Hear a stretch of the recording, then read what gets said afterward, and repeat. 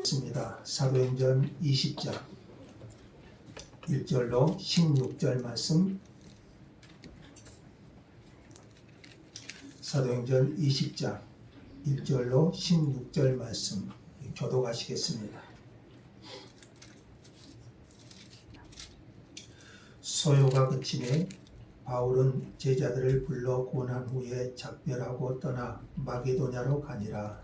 그 지방으로 다녀가며 여러 말로 제자들에게 권하고 헬라에 이르러 거기 석 달 동안 있다가 배 타고 수리아로 가고자 할 그때에 유대인들이 자기를 해하려고 공모하므로 마게도냐를 거쳐 돌아가기로 작정하니 아시아까지 함께 가는 자는 베레아 사람 루의 아들 소바도와 데살로니가 사람 아리스타고와 세군도와 도베 사람 가이오와 및 디모데와 아시아 사람 두기고와 드로비모라. 그들은 먼저 가서 두로아에서 우리를 기다리려다.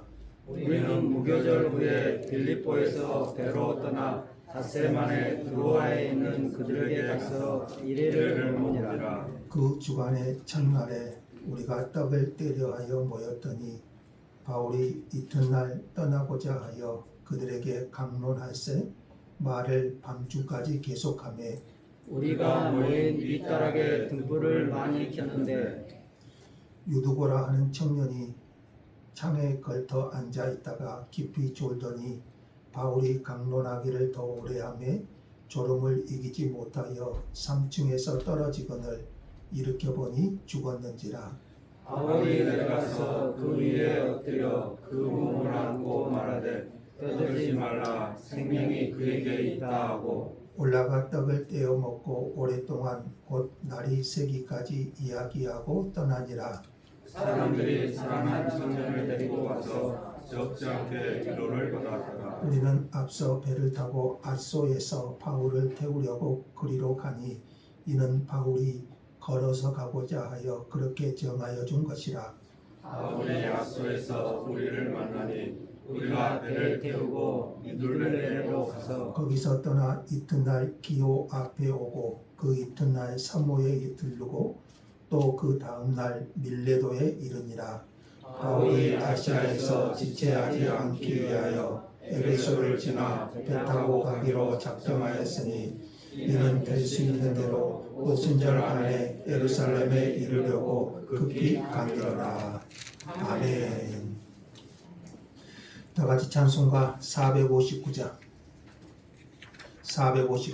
찬송 드리겠습니다.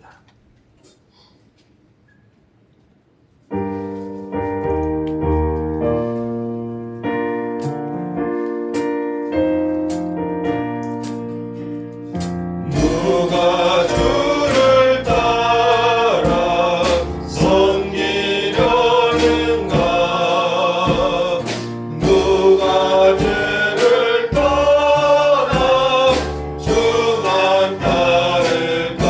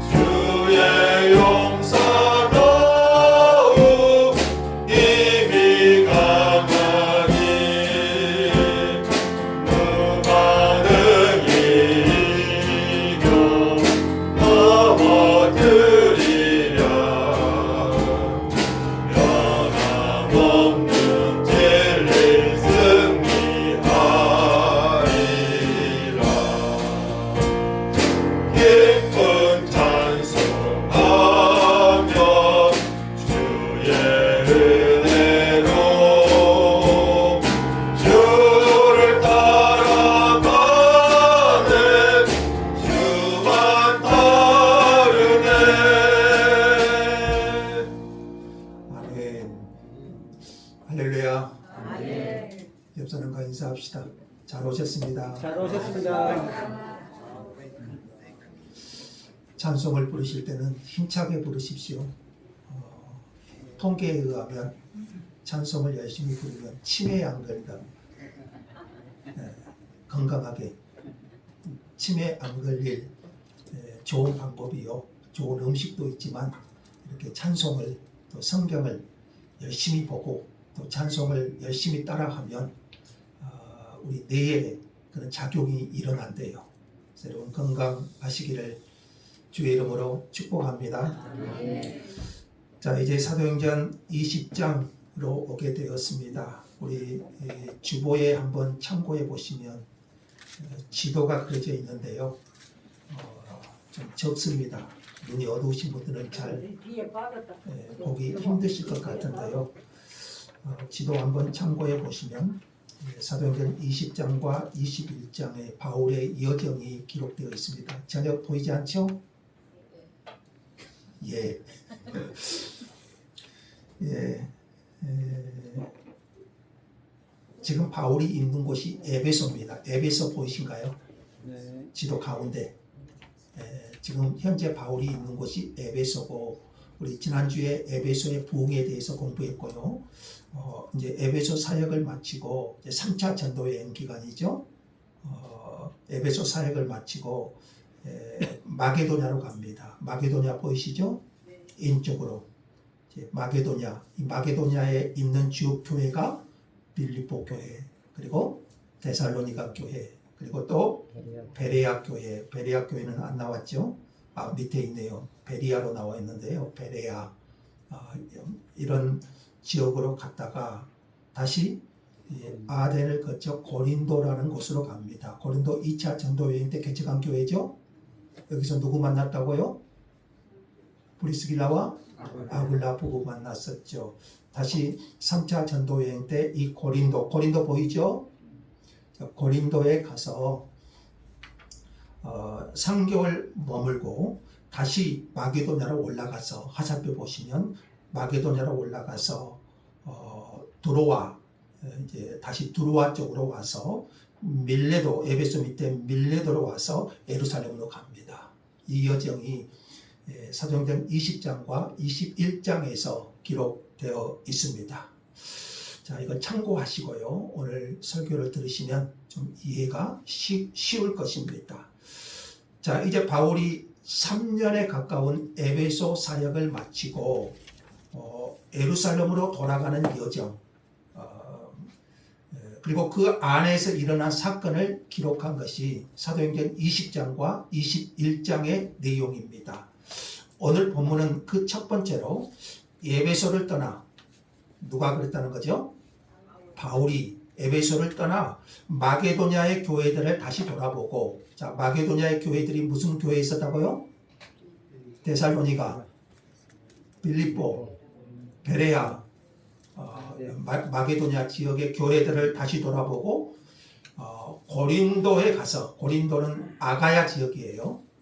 그곳에 가서 3개월을 머문 뒤에 예루살렘으로 돌아가는 여정을 기록하고 있습니다.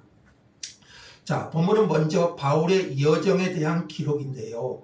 부활하신 예수님을 만나고, 바울이 부활하신 예수님을 만나고 나서 바울의 인생은 복음과 복음 전도의 여정이 되었습니다.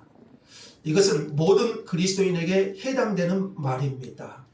예수님을 만난 뒤에 삶의 목적이 바뀌면, 여러분, 바울도 그랬고요. 저와 여러분도 예수 그리스도를 만나고 삶의 목적이 바뀌면 인생 여정을 결정하는 요인도 바뀌게 될 줄 믿습니다. 그전에는 내 생각, 내 계획, 내 생각대로 살아왔지만 이제 예수를 만난 뒤로는 우리 인생의 여정이 바뀌어요. 어떻게 바뀔까요? 복음과 하나님의 영광, 하나님 중심의 여정으로 우리의 인생이 바뀐다는 것이죠. 얼마나 많은 이익이 주어지고 얼마나 편안한 삶이 보장되는가가 아니라 이제 예수 그리스도를 만난 사람이라면 우리 인생의 방향이 바뀌는 것이 정상이잖아요. 하나님을 위해서 어떻게 할까? 복음과 교회의 영광을 위해서 내가 어떻게 할까? 복음을 전파하고 하나님의 영광을 드러내는가? 이런 새로운 차원으로 우리 인생이 변하는 거예요. 예수를 만났다면, 오늘 저와 여러분도 예수를 만난 저와 여러분의 삶에서도 의식적으로 이러한 삶이 얼마나 이루어지고 있는가를 점검해 보아야 됩니다. 나의 인생의 여정은 지금도 내 중심이고 내 생각대로 내 계획대로 가고 있는지, 아니면 복음을 중심으로 복음의 여정, 하나님을 위해서 복음을 위해서 그 믿음의 여정을 그 중심으로 걸어가고 있는지 여러분 점검해 볼 수 있기를 원합니다. 자, 오늘 본문 20장 1절에 가시면은요, 소요가 그치자, 우리 19장에 나왔죠. 에베소에서 데메드리오의 소동, 그 소요가 그치자 바울은 에베소를 떠나고자 방향을 잡습니다. 바울은 제자들을 불러 고난 후에 어디로 갑니까? 마게도냐로 갑니다. 여기 고난다, 1절에 고난다, 이 단어는 위로하다, 격려하다, 이 의미인데, 보혜사 성령님. 자, 보혜사의 뜻이 뭐죠? 곁에서 돕는다. 성령 하나님 곁에서 돕는다, 이 단어와 같은 단어예요. 이로는 보혜사 성령님의 중요한 사역입니다. 오늘도 성령님께서, 보혜사 성령님께서 오늘 예배 자리에 나온 여러분을 위로하시고 격려해 주시기를 원합니다. 보혜사 성령님의 중요한 사역 중에 하나가 위로예요. 바울은 에베소를 떠나기 전에 에베소 제자들에게 그 일을 합니다. 그리고 2절에도 보시면은요, 이제 마게도냐 지방들을 방문하면서도 여러 말로 제자들에게 권하고 이렇게 말합니다. 마게도냐 지방, 자, 지도에도 나왔지만 이 지역의 교회들이 뭐라고 했죠? 빌립보, 데살로니가, 베레아, 이 지방들을 돌면서도 만날 때마다 제자들을 위로하고 격려했습니다. 그러니까 바울이 2차 전도 여행 때 개척된 이 교회들을 가고자 하는 목적이 뭐죠? 위로하고 격려하기 위함이라는 것을 알 수가 있습니다. 오늘도 하나님의 성령께서 오늘 저와 여러분에게도 이 일을 해 주시기를 원합니다. 한 주간 동안 상하고 찢긴 우리의 심령 위에 성령님의 위로와 우리 성령님의 격려가 말씀으로 함께 할 수 있기를 원합니다. 여기서 한 가지 바울의 선교의 여정에서 중요한 일이 하나 있습니다. 그것은 오늘 사도행전에는 기록되어 있지 않는 내용인데, 여러분, 일루리곤 전도입니다.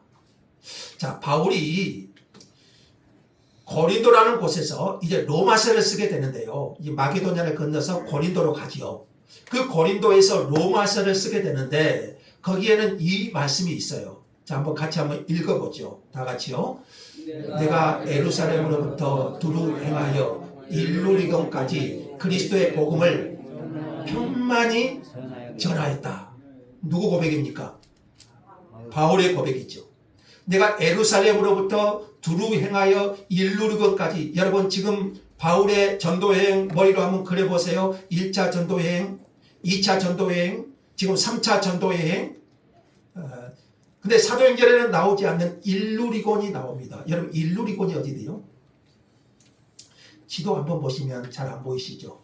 아래쪽에 예루살렘이고, 저 이쪽, 그러니까 빌립보, 데살로니가 저 위쪽, 저 지역이 어디냐면요, 거의 현재 이탈리아 부근입니다. 바울이 가고자 하는 로마 가까이까지, 전도 굉장히 먼 거리까지, 사도행전은 나오지 않지만 일루리곤 전도, 아마 이 시간에 아마 바울이 일루리곤까지 가서 복음을 전했을 가능성이 큽니다. 자, 그리고 나서 바울은 남쪽으로 더 향하여 헬라, 이제 보통 이렇게 쓰는 단어가 헬라입니다. 마게도냐 아래쪽이 아가야 지역인데 보통은 헬라 지역이라고 불렀습니다. 거기에는 어디가 있죠? 아덴, 그리고 그 아래쪽에 고린도. 자, 바울은 고린도에 도착해서 석 달을 지내게 되는데 이때 바울은 헬라의 중심지 고린도에서 가이오라는 사람의 집에 머뭅니다. 바울이 고린도에서 로마서를 쓸 때요, 나와 온 교회를 돌보아준 가이오, 이렇게 말해요. 자, 고린도 교회는 바울이 몇 차 전도여행 때 개척했죠? 2차 전도여행 때 개척한 교회죠. 얼마 머물렀어요? 1년 6개월을 머물면서 온 힘을 다해서 영적인 싸움을 싸우면서 고린도전서에 보면은 오직 십자가의 도만 전하면서 복음을 전했던 곳이 바로 고린도라는 곳이었죠. 고린도. 자, 그리고 바울은 2차 전도여행 때 이 고린도에서 한 부부를 만나지요. 브리스길라와 아굴라. 그 가정을 만났습니다. 그런데 바울이 고린도를 떠난 후에, 고린도가 얼마나 부흥됐습니까? 항구 도시였는데. 그런데 바울이 고린도를 떠난 후에 고린도 교회에 많은 문제들이 생겼어요. 고린도 전서를 읽어보면 여러분 알 수가 있죠. 그래서 바울은 에베소에 있을 때, 자, 지금 에베소 3차 전도에 에베소에 있을 때 고린도 전서를 씁니다. 고린도 교회의 문제를 듣고, 그게 고린도 전서예요. 그리고 마게도냐에서, 자, 오늘 마게도냐에서 고린도 후서를 써서 또 보냅니다. 그러나 문제가 해결되지 않고 좀 더 악화되었어요. 그래서 바울은 고린도에 3개월을 머물면서 성도들을 권면합니다. 그러니까 저는 바울의 어떤 전도 여정에서, 선교 여정에서 가장 중요한 곳이 에베소였고요. 또 하나 고린도에 대한 신정이 바울에게는 굉장히 컸어요. 자, 이때 3개월 동안 고린도에 머물면서 바울이 중요한 작업을 또 하나 합니다. 그게 뭘까요? 로마서를 집필합니다. 로마서를 써 보냅니다. 당시 바울은 유대인들로부터 많은 박해를 받고 있었어요. 그래서 지금 바울이 계획하는 것은 예루살렘에 가서 로마로 가는 것이 바울의 최종 목적이에요. 그런데 바울이 예루살렘에 가면 바울을 죽이고자 하는 무리들이 많았어요. 기독교를 반대한 유대인들이. 그래서 바울이 죽을 수도 있는 상황이 돼요. 예루살렘에 가면. 그러면 바울이 지금 오라는 것은 로마로 가는 거잖아요. 로마로 가지 못하고 죽을 수 있는 상황이 펼쳐질 수 있어요. 그래서 바울은 로마에 있는 성도들에게 자신이 전하고자 하는 복음 진리의 핵심, 그리고 그리스도인이 어떤 삶을 살아야 될까, 그것을 기록한 책이 뭘까요? 로마서예요.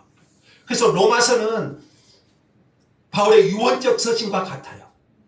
복음 진리의 핵심을 알고자 하면 로마서를 읽어보세요. 그래서 로마서는 복음의 핵심이 담긴 바울의 유언적 서신과 같아요. 그것을 어디에서 썼을까요? 고린도에서 3개월 동안 머물 때 썼어요. 그리고 이 로마서를 로마에 전달해 주었던 사람이 누구였다고요? 갱그레아 교회 일꾼 베베라는 여집사가 이 로마서를 로마에 전달해 주는 역할을 하지요. 자, 이제 모든 일을 정리한 바울은 배를 타고 3절에 보시면은요, 수리아로 가고자 합니다. 배 타고 수리아로 가고자 하는데, 그런데 갑자기 방향을 바꿉니다. 마게도냐를 거쳐 돌아가기로 합니다. 이유가 뭡니까? 유대인들이 바울을 해치려고 공모를 하고 있었기 때문에 6월절에 맞추어서 예루살렘에 가려면 여러분 보통 유대인들은 그러잖아요. 흩어진 유대인들은 6월절이 다가오면 각처에 흩어진 유대인들이 예루살렘으로 갑니다. 자, 그래서 예루살렘으로 가는 그 유대인들이 탄 배에 바울을 죽이고자 하는 그런 공모를 알게 돼요. 그래서 바울은 방향을 바꾸어서 이제 육로 배 타고 가는 것을 포기하고 다시 마게도냐로 돌아서 가고자 합니다. 왜 그럽니까? 유대인들이 배를 타고 가면 유대인들이 바울을 죽이고자 공모한 것을 알았기 때문에. 자, 여러분 우리가 하나님의 일을 하면서요, 하나님이 알아서 보호해 주시겠지. 내가 하나님의 일을 하는데 여러분 이렇게 부주의하게 행동해서는 안 됩니다. 최선을 다해서 살피고 신중하게 일을 계획하고 처리해야지요. 여러분 만약 바울이요, 내가 하나님의 일을 하니까 하나님이 나를 보호해 주시겠지, 이렇게 하고 수리하러 가는 배를 탔다면 어떻게 되었을까요? 지도사도 모르게 죽을 수도 있어요. 그래서 여러분 바울은요 하나님의 인도하심을 누구보다 확신한 사람입니다. 그렇지만 위험한 상황을 파악하고 유대인들의 음모를 피해서 자기 계획을 변경해요. 자, 하나님의 보호하심을 믿지만 스스로도 최선을 다해서 대비한 자세가 필요하다는 것이죠. 또한 오늘 본문에는 기록되어 있지 않지만요, 바울이 예루살렘으로 가고자 하는 또 중요한 목적이 하나 있죠. 그게 뭘까요? 본문에는 기록되어 있지만 바울이 예루살렘으로 가고자 하는 중요한 목적 중에 하나가 당시 예루살렘이 큰 흉년이 들었어요. 그래서 이방인 교회의 헌금, 부조금을 거두어서 예루살렘에 전달해 주기 위한 목적이 하나가 또 있었던 것이죠. 자, 이제 4절을 보시면은요, 바울과 동행한 동역자 7명의 이름을 기록하고 있습니다. 자, 누가가 이걸 기록하고 있는데요, 누구누구 있는가 보세요. 아시아까지 함께 가는 자는 베레아 사람 브로의 아들 소바더, 데살로니가 사람 아리스타고와 세군도, 더베 사람 가이오 및 디모데와 아시아 사람 두기고와 드로비모. 자, 어려운 이름들이 나오는데요, 누가가 여기 7명의 동역자들을 기록한 것은 3번에 걸친 사도 바울의 전도 여행이 완성되고 있음을 보여준다, 그렇게 설명을 했는데 저는 그 이상의 의미가 있다고 봐요. 바울의 여정은 외로운 여정이 아니었습니다. 이런 바울의 여정을 한번 살펴볼까요? 1차 선교 여행 때는 누가 함께 했죠? 바나바, 또 마가 요한. 이후에는 또 실라와 디모데가 바울과 함께 했고요. 거의 항상 바울에게는 동역자들이 있었습니다. 여기 본문에 7명의 이름이 기록되어 있지만 이 외에도 더 많았을 거예요. 이 외에도 누가 있었을까요?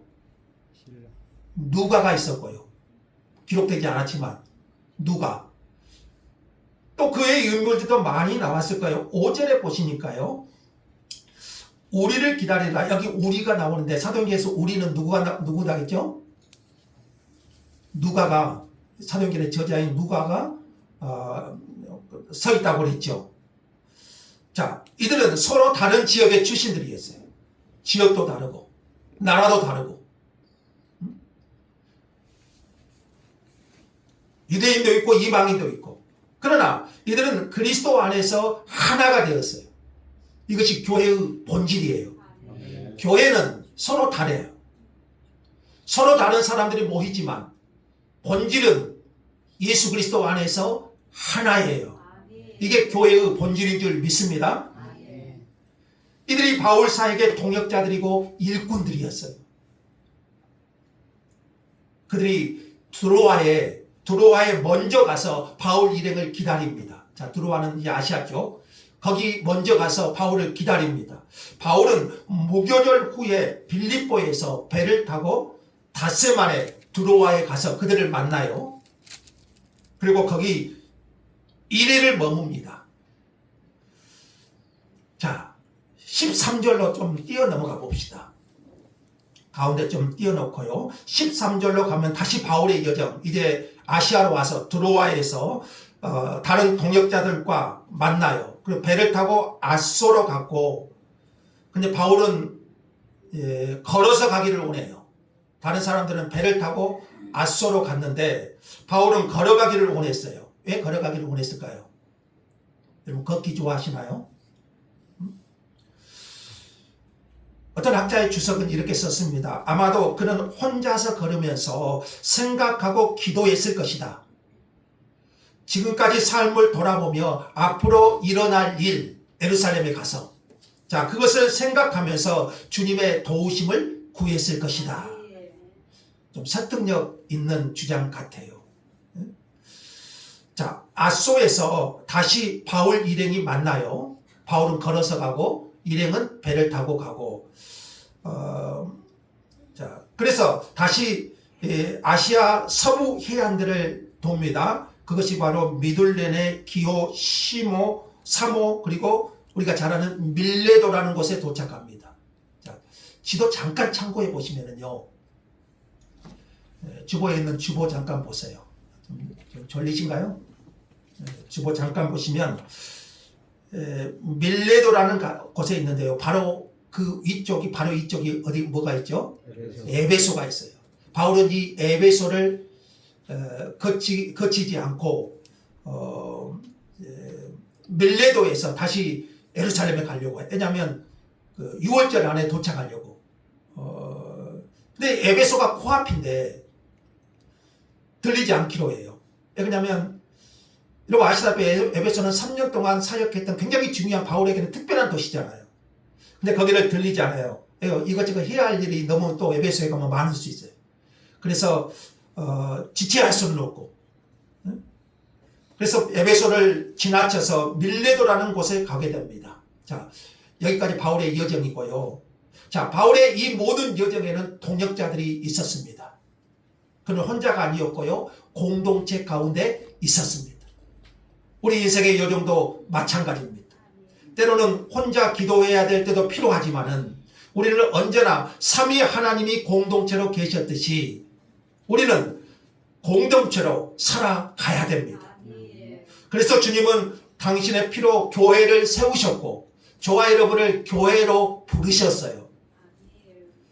교회는 그래서 여러분 본질상 이로의 공동체입니다. 서로를 통해서 우리를 이로 격려하는 거예요. 바울 주변에 이런 동역자들이 있었기 때문에 바울은 힘을 얻었고 이로와 격려를 얻었고 바울의 여정에는 이런 동역자들이 있었다는 거예요. 우리의 복음의 여정에도 이런 동역자들이 필요하지 않겠습니까? 그래서 하나님은 교회를 두셨고 교회를 통하여 성도들을 통하여 우리를 격려하고 위로하고 이 복음의 여정을 걸어가게 하신 거예요. 자, 이제 7절 이하에서요 하나 더 살피겠습니다. 마지막으로 드로아에서 일어난 일을 좀 살피겠습니다. 드로아. 자, 7절을 봅시다.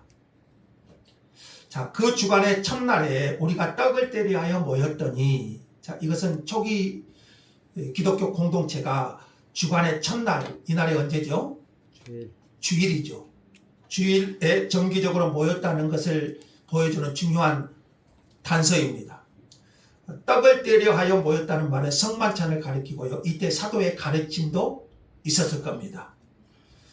다만 바울 사도가 이튿날 떠나야 되는 일정 때문에요. 그 밤은 특별히 밤중까지 말씀을 가르쳤고요.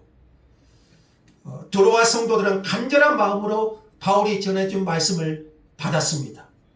7절과 8절에 보시면요. 바울이 강론했다고 했어요. 드로아에서 강론했다고 했는데 이것은 대화식으로 가르쳤다는 의미입니다. 바울은 하나님 나라와 십자가와 부활의 복음을 전했을 것입니다. 그리고 앞으로 닥쳐올 환난을 대비하는 그 믿음을 갖도록 강론했을 것입니다. 그리고 그들의 대화는 밤중까지 계속돼요. 자, 근데 어떤 일이 일어납니까? 아마 여러 신자들이 모여 있었을 것 같은데요.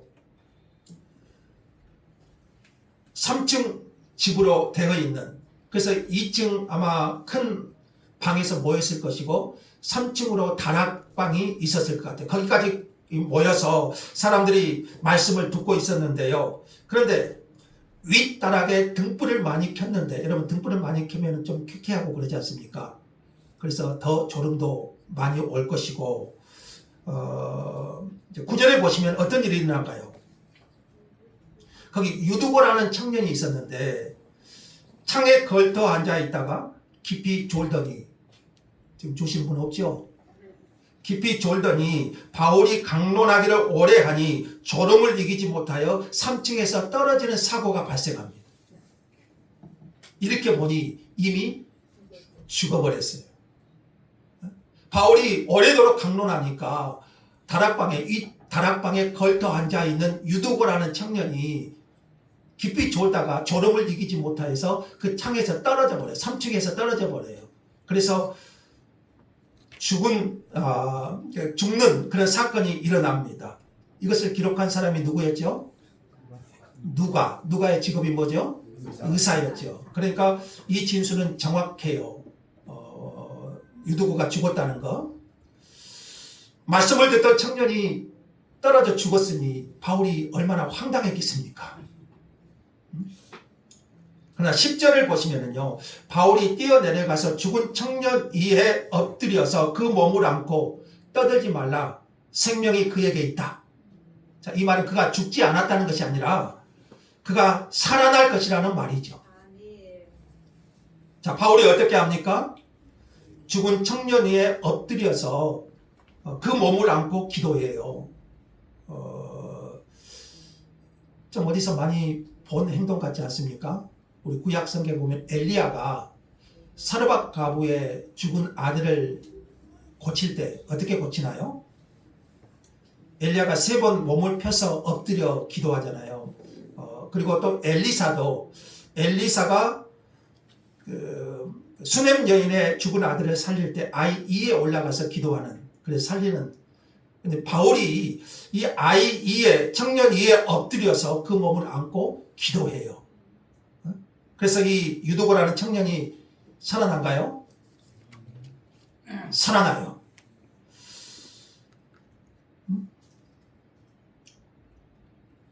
바울이 기도하니까 이 죽은 청년이 살아납니다. 그래서 그 모임은 끝난 것이 아니고, 저 같으면 끝냈을 것 같은데 다시 날이 새기까지 계속돼요. 그리고 사람들은 살아난 유두고로 인하여 적지 않은 위로를 받습니다. 그리고 해서 바울은 두로아를 떠납니다. 자, 성령님께서 이 누가를 통해서 유두고 사건을 기록하게 하는 목적이 뭘까요? 지금 두로아에서 어떤 일이 일어났어요? 바울이 강론하니까, 밤새도록 강론하니까 유두고라는 청년이 창에 걸터 앉아 있다가 졸고 있다가 떨어져서 죽었어요. 그리고 바울이 기도하니까 살아났다. 이걸 기록하게 하신 목적이 뭘까요? 어떤 사람은 유두고를 나무랍니다. 왜? 유두고는 분명 바울의 설교 시간에 어쨌죠? 졸았죠. 조니까 하나님이 그 벌로 어떻게 했어요? 죽음을 맞이하겠다. 그래서 설교 시간에 졸면 된다, 안 된다? 안 된다. 이렇게 설교하신 분도 있어요. 설교 시간에 졸는 것이 큰 죄다. 유두고처럼 졸아봐라. 그러면 잘못하면 하나님이 죽이신다. 그 졸음 때문에 죽음이라는 불행한 결과를 가져왔다는 것입니다. 근데 여러 학자들이나 칼빈은 좀 더 너그럽게 말합니다. 칼빈의 말입니다. 나는 일부 주석가들이 이 청년이 졸은 것을 비난하면서 그 벌로 죽은 것이라고 말하는 이유를 모르겠다. 세상적인 염려에 빠져서 말씀으로 나오는 것을 시큰둥하게 여기는 사람들, 음식과 포도주를 실컷 먹어서 잠이 몰려오는 자들, 다른 일들에는 바짝 신경 쓰지만 말씀은 건성으로 듣는 자들, 이런 자들이 비몽사몽간에 헤매는 것은 비난받아 마땅하다. 하지만 유두고가 자정을 넘긴 시간에 깊은 잠에 빠져 3층에서 떨어진 것이라고 누가가 말한 것은 그에게는 잘못이 전혀 없다는 것을 분명하게 보여준다. 이렇게 말해요. 그러니까 이 말의 핵심은 뭐냐면 비몽사몽간에 또 다른 것에 신경을 많이 쓰면서 말씀에는 신경을 쓰지 않고 그러면서 조는 것은 이것은 비난받아 마땅하지만 유두고는 자정이 넘도까지 하나님의 말씀을 받고 자 유두고는 대부분의 신자들과 마찬가지로 하루 종일 일을 하고 왔기 때문에 여러분 피곤했을 거예요. 그래서 졸음을 참기 힘들었을 거예요. 그럼에도 유두고는 예배의 자리를 찾았습니다. 바울 사도를 통해서 주시는 말씀을 원했기 때문에 그 자리에 있었을 거예요. 유두고는 피곤해도 예배의 자리에 나왔고 하나님의 말씀을 듣고자 했습니다. 그리고 자정이 넘도록 그 자리에 있었어요. 여러분 오늘날 예배가 어떻습니까? 오늘 우리가 드리는 예배가 어떻습니까? 정말 인간의 편의, 지금도 졸고 있는 사람인데 인간의 편의에 의해서 가볍게 여기는 세대에 이 유두고는요 비난보다는 칭찬받아야 될지 모르겠어요. 초기 신자들에게 있어서 예배 공동체는 바로 이거였어요. 오늘 예배가 좀 1시간 넘어가면요 제가 보면은 힘들어해요.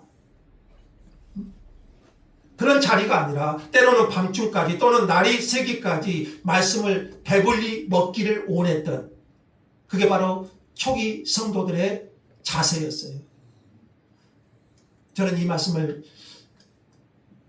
참 새기게 되는데요. 여러분 같이 한번 읽어보죠. 다 같이요. 초대교회 성도들은 영적으로 배부르기 전에는 돌아가지 않았다.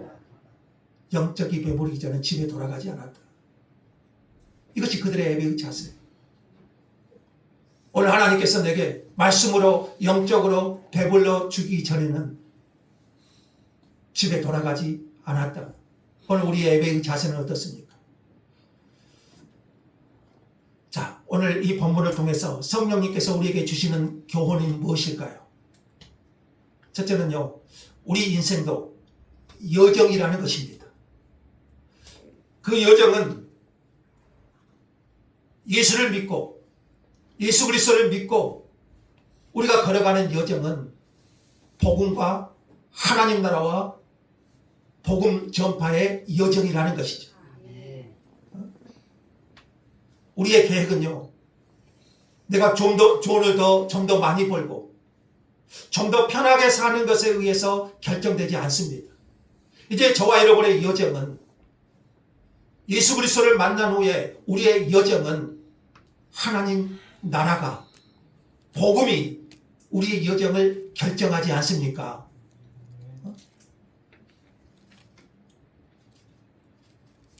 이제 우리의 여정도 사도 바울처럼 복음과 하나님 나라의 여정이 될 수 있기를 원합니다.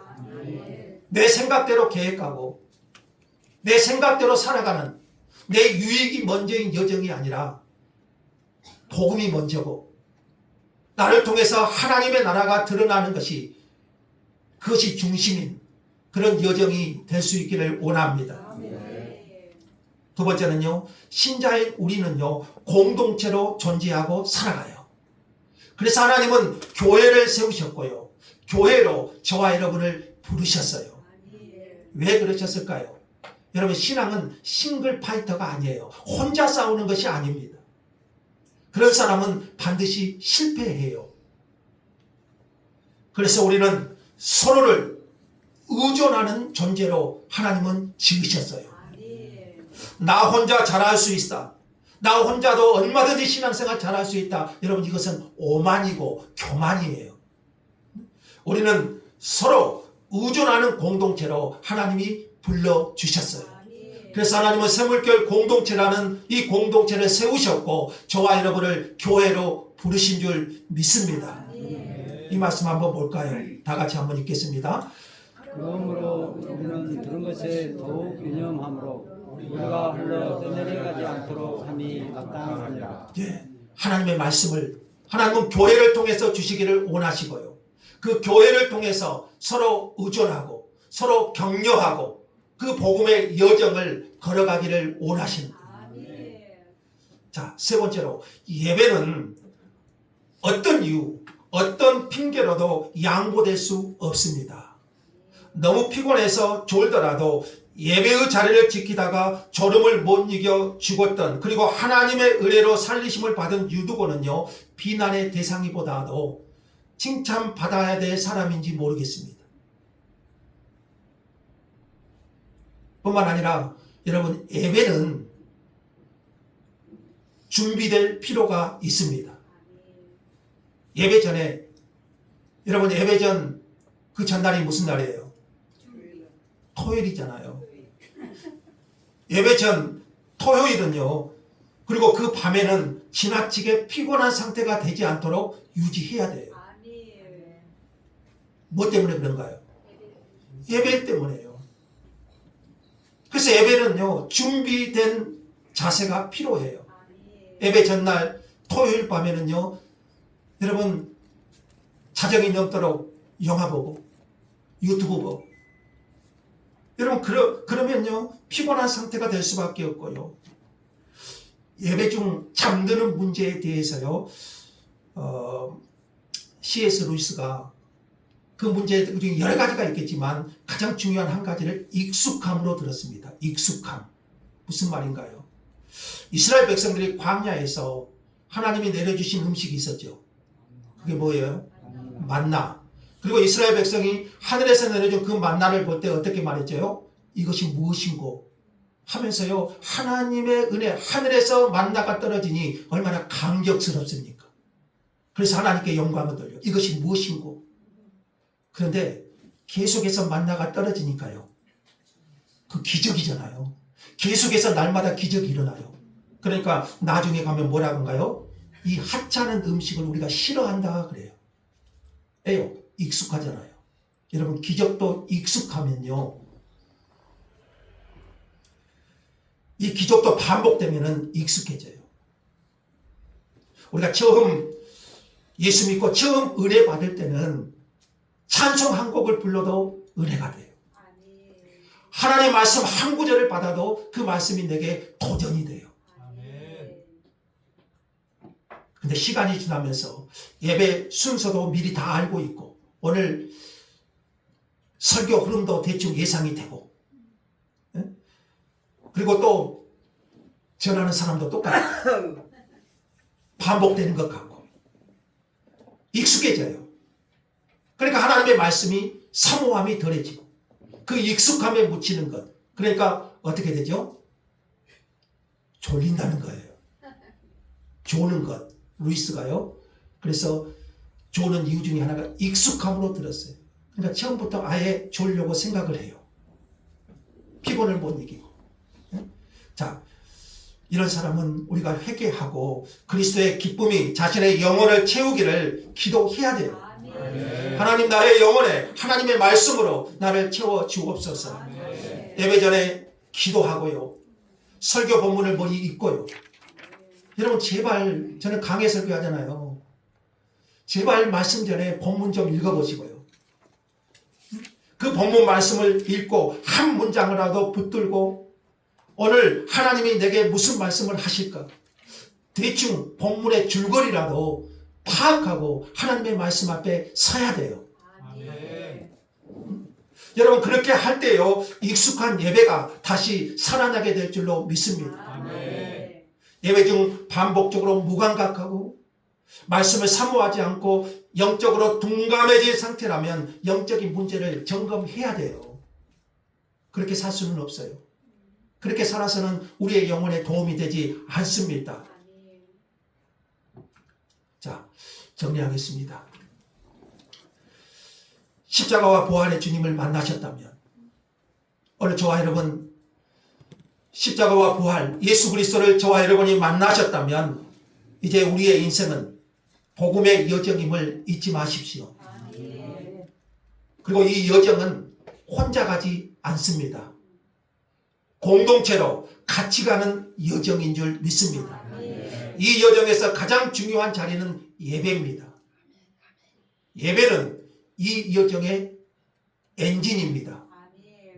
하나님께서 복음의 여정을 함께 걷는 이로와 예배의 공동체로 우리를 세워주시기를 간절히 소망합니다. 그리하여 오늘 저와 여러분이 주신 이 믿음의 여정, 믿음의 길을 온전히 걸어가고 하나님께 영광이 될 수 있기를 주 예수의 이름으로 축복합니다.